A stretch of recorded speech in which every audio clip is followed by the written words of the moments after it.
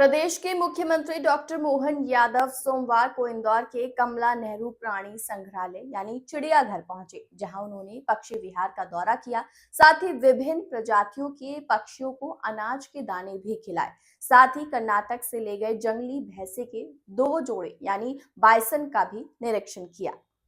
दरअसल मुख्यमंत्री डॉक्टर मोहन यादव रविवार को देर शाम इंदौर पहुंचे थे और इंदौर की शासकीय रेस्ट हाउस रेजिडेंसी कोठी में रात्रि विश्राम करने के बाद इंदौर के चिड़ियाघर पहुंचे, जहां उन्होंने इंदौर महापौर पुष्यमित्र भार्गव, विधायक महेंद्र हरडिया, गोलू शुक्ला सहित अन्य कई भाजपा नेताओं के साथ चिड़ियाघर परिसर का दौरा किया।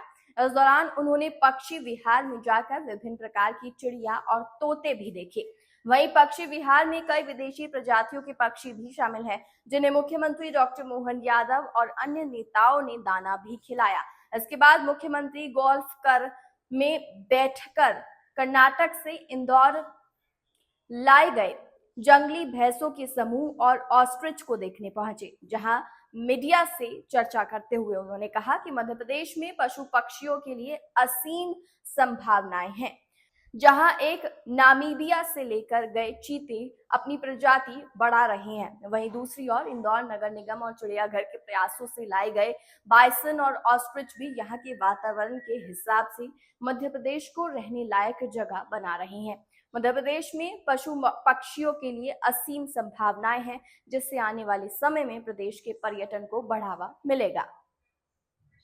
ऐसे में सभी प्रकार के हमारे वन्य जीवों के बारे में प्रदेश के अंदर फॉरेस्ट के माध्यम से हमने प्रयास किया कि वो सारे जीव और वो प्राणी दिखाई दे, जिसके कारण से हमारी भारतीय ये परंपरा और समृद्ध हो।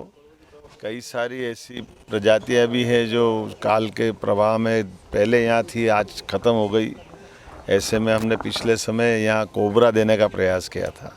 कोबरा हमारे यहाँ 60-70 साल पहले तक मध्य प्रदेश में होता था। उसके बाद में वो छत्तीसगढ़ जब अलग हुआ और फिर छत्तीसगढ़ के उस कुछ ही हिस्सों में बचा है।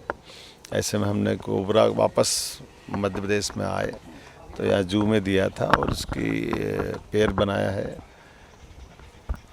हमारे लिए पिछले समय यहाँ वातावरण की दृष्टि से जेबरा ने अपना परिवार बढ़ाना प्रारंभ किया है।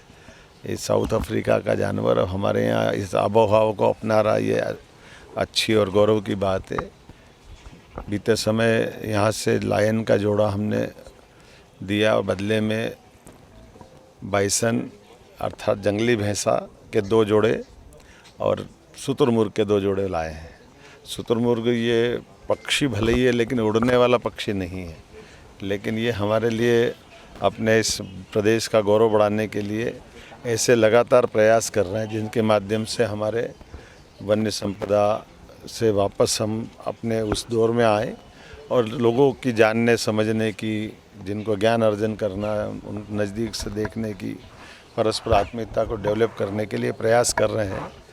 मैं इंदौर जू के आज इस यात्रा में अपने नए मेहमान जू के अंदर बाइसन के जो जोड़ों के नाम भी बड़े जोरदार हैं, रुद्र, कल्की, तापी, तुलसी, ये चारों हमारे परिवार का हिस्सा बने हैं।